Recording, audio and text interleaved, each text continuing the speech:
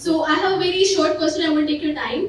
So we have a culture over here that हम यहाँ पर हमें कहा जाता है कि कुरान आप सीख नहीं सकते एज अ स्टूडेंट। अगर आप पढ़ रहे हैं तो आप सही नहीं पढ़ रहे। आपको एक आलिम आपके सर पर खड़ा हो जो अपने हिसाब से बताए, अपने हिसाब से आपको बताए कि कुरान क्या चीज़ है।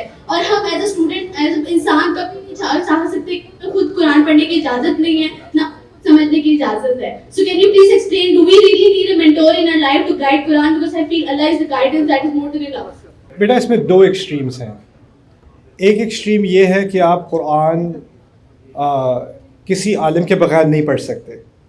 दूसरा एक्सट्रीम ये है कि आप कुरान पढ़ के सारी बात खुद ही बगैर किसी मज़ीद इल्म के समझ सकते हो। कुरान में बहुत सारी बातें ऐसी हैं जो बहुत आसानी से आप समझ सकते हो, किसी की मदद की ज़रूरत नहीं है। वल अस्री इन्नल इंसान लफ़ी खुस्र, बहुत आसान बात है, बहुत सीधी सादी बात है। कुछ बातें हैं जिसके बारे में सवाल पैदा होता है और अल्लाह ताला ने जानबूझ के इस कुरान को ऐसा रखा है जैसे एक लैंडस्केप होता है ना, उसमें हमवार ज़मीन होती है, फिर पहाड़ होता है, फिर वादी होती है, फिर दरिया होता है। कुरान का भी अपना एक लैंडस्केप है। तो जब आप उसको पढ़ना शुरू करोगे तो कुछ मकामात पर आपके जहन में सवाल आएंगे और ये अल्लाह ताला का ही डिज़ाइन है कि सवाल आएँ आपके जहन में। और उस वक्त ज़रूरत होती है कि क्योंकि अल्लाह ताला ने एक निज़ाम बनाया है कि कुरान के पढ़ने वाले, उसके सीखने वाले, उससे मोहब्बत करने वाले उसने दुनिया में हर जगह डाले हैं। और फिर आपको जाना पड़ेगा उन लोगों के पास जिनके पास कुछ इल्म हो इसके बारे में, या जो उस पर मेहनत कर रहे हों या उसको सीखने की कोशिश कर रहे हों, और उनके पास किसी हद तक ओरिजिनल नॉलेज हो। ओरिजिनल नॉलेज से मुराद है कि वो तर्जुमे की बुनियाद पर नहीं बल्कि अरबी को समझकर और उस पर जो काम हो चुका है, जो तहकीक हो चुकी है, उसको थोड़ा बहुत समझकर आपको वो बात एक्सप्लेन कर सकें, ऑनेस्टली एक्सप्लेन कर सकें। जिस तरह किसी भी रिसर्च में अगर कोई जैसे मेडिकल फील्ड है उसमें कुछ चीज़ें बहुत बुनियादी हैं, वो तो आम आदमी को भी पता है, लेकिन कुछ चीज़ें जिसमें आपको रिसर्च की ज़रूरत है। इसी तरह कुरान ने सारी बात सिंपल नहीं की। कुछ बातें हैं जो कॉम्प्लेक्स हैं और वो होनी भी चाहिए। अगर कुरान किसी कॉम्प्लेक्स इशू से डील कर रहा है तो उसके बारे में कॉम्प्लेक्स बात ही करनी होगी। इससे कुरान की कुरान का वाज़े होना है ना, उसको कुरान के आसान होने से कंफ्यूज ना करें। और अल्लाह ने कभी नहीं कहा कि तमाम कुरान आसान है। अल्लाह ने ख़ास कहा है वलक़द यस्सरनल कुरान लिज़्ज़िक्र, इसको अरबी में क़ैद कहा जाता है। यानी अल्लाह ने याद दहानी के लिए, नसीहत के लिए कुरान को आसान किया है कि उसके जिन मकामात में नसीहत हो रही है वो आसान है। लेकिन इस तरह समझना कि सारे कुरान अब वसीयत की बात हो रही है या कोई ख़ास मसले पर बात हो रही है, किसी तारीख़ी बात के वाक़े के बारे में बात हो रही है, तो वो शायद इतनी आसान ना हो, उसमें ज़्यादा तहकीक की ज़रूरत हो। लेकिन वो मकामात आपको एक दूसरे को नसीहत करने के लिए नहीं। अगर आपको कोई दोस्त डिप्रेस है तो आपको फ़िक्र ना करो, जब मौत होती है तो माँ को इतना मिलता है और बाप को इतना मिलता है। वो आयात तज़किरे के लिए नहीं है, वो आयात अहकाम के लिए है, उनका और मकसद है। तो कुरान के बारे में एक ब्लैंकेट स्टेटमेंट देना वो दोनों तरफ से गलत है। ये मेरे नज़दीक गलत है कि आलिम के बगैर कोई कुरान नहीं पढ़ सकता। मेरे दोस्त हैं जो लाइब्रेरी में जाके, गैर मुस्लिम लाइब्रेरी में जाके डिप्रेस हुआ था, जेल जाने लगा था, क्राइम करने लगा था, जाके उसने कुरान खोला है, कुरान ट्रांसलेशन पढ़नी शुरू की है। खुद कहता है मुझे ऐसा लग रहा था मैं कुरान नहीं पढ़ रहा, कुरान मुझे पढ़ रहा है। फिर मुसलमान हो गया। अगर मैं कहूँ नहीं यार तू अभी सही मुसलमान नहीं हुआ, मैं तेरे आलिम के पास लेके जाता हूँ, पहले तफसीर पढ़ ले, फिर उसके बाद कहेंगे मुसलमान हुआ कि नहीं हुआ।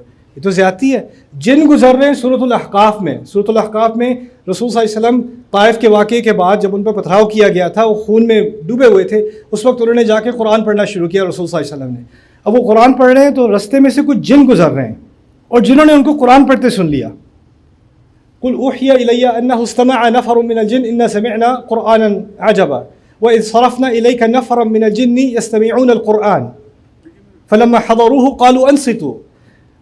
जब हमने कुछ जिनों को गुजारा, जिनों के ग्रोह को गुजारा, वो कुरान सुन रहे थे, सुनने लगे, और जब उन पर आवाज़ पहुंची तो उन्होंने कहा चुप चुप चुप चुप चुप, अंसितू, चुप करके सुनो। फलम्मा क़ुदिया वल्लौ इला क़ौमिहिम मुनज़िरीन, जब वो हो चुका तो अपनी कौम के पास वापस गए, उनको इंजार करने के लिए, उनको ख़बरदार करने के लिए।